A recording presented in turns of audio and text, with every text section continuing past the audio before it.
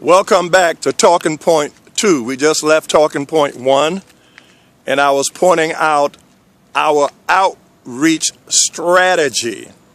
So we were reaching out into the real world to bring real common people to a personal relationship with Christ. And that is the emphasis of Christ's words. They that be whole need not a physician, but they that are sick. I have not come to call the righteous, but I have come to call the sinner to repentance. So, let me give you some statistics regarding our growth at that point. From the time of our launch in 2006, around June 2006,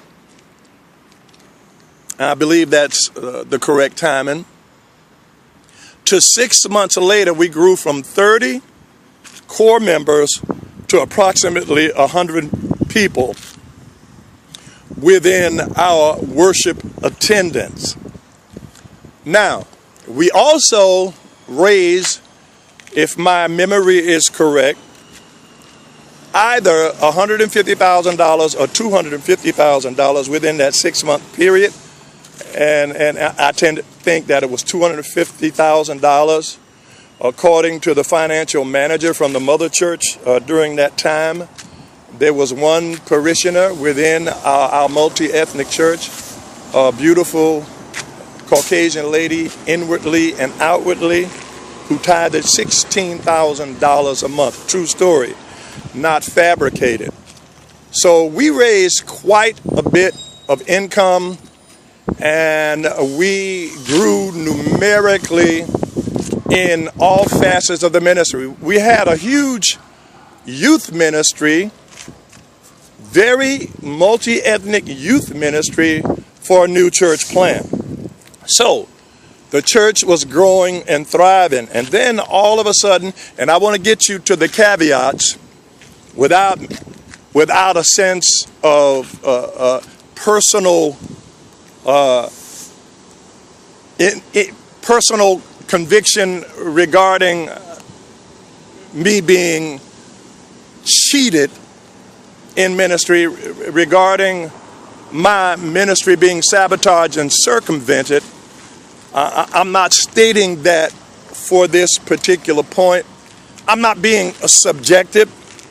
I'm not taking what happened during that time personally, because there's a big picture.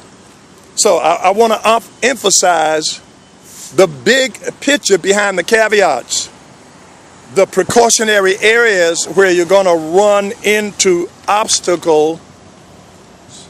objectives that object with your ministry. So we were a very successful new church plant at that point. And at the height of our success, I was surprised with words that came from the leadership of the mother church that my leadership style was being questioned. My point is, how can my leadership style be questioned in a multi-ethnic church that is successful numerically and financially? Because specifically, that's how we look at success within most of our churches, as a big business machine. So in that context, the church was successful, but that wasn't the issue. My leadership style was questioned because I personally, not subjectively, felt as though they were questioning my leadership style as a black man. So let me give you the big, broad picture of that and what I mean by that. So the bigger picture was a conflict of models of ministry. Their model of ministry was charity, mercy ministry. My model for ministry was empowerment and justice. So whenever charity, mercy ministry and empowerment, justice ministry attempt to come together, there will be a collision. That's the precautionary point. That's the caveat. That's the bigger picture glass ceiling that I want to point out to you. There will be a collision. The reason for the collision is because Charity Mercy Ministry seeks to send volunteers going from success to significance to give their lives away for a feel-good experience, because they've been successful at everything and have everything that they could ever hope to dream for, but they want to feel significant about themselves by investing in the lives of less fortunate people, thus giving their lives away. But it becomes a feel-good experience for them. And when the project is over, they go back to things as is and leave the people that they reached out to in the same condition until the next project, when they go and offer a handout, some kind of meal, some secondhand clothing, or some back-to-school essentials, something of that nature that is project-oriented. Now, empowerment justice is a discipleship framework of ministry where we are attempting to bring those that we serve to God-reliance, self-sufficiency. Did you hear that? We want to multiply Christ in them so that they can go out and do the same thing for others that we did for them. But here's the caveat.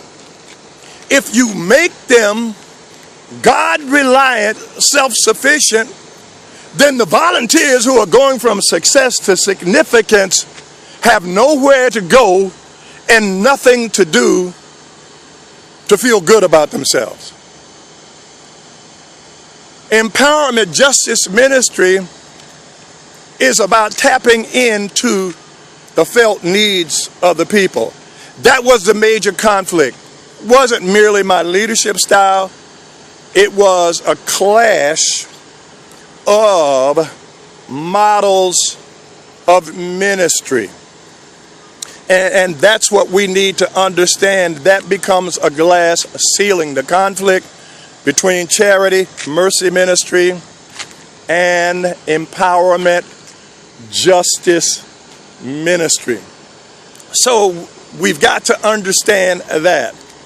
And so we went back and forth, and eventually I submitted my resignation letter because I'm not going to stay where I'm not wanted. It's just not within me, and I'm not moved by money. I made $98,000 a year during that time and made a prayerful decision to resign and further pursue what God was calling me to in justice and empowerment ministry. Come back to the next part.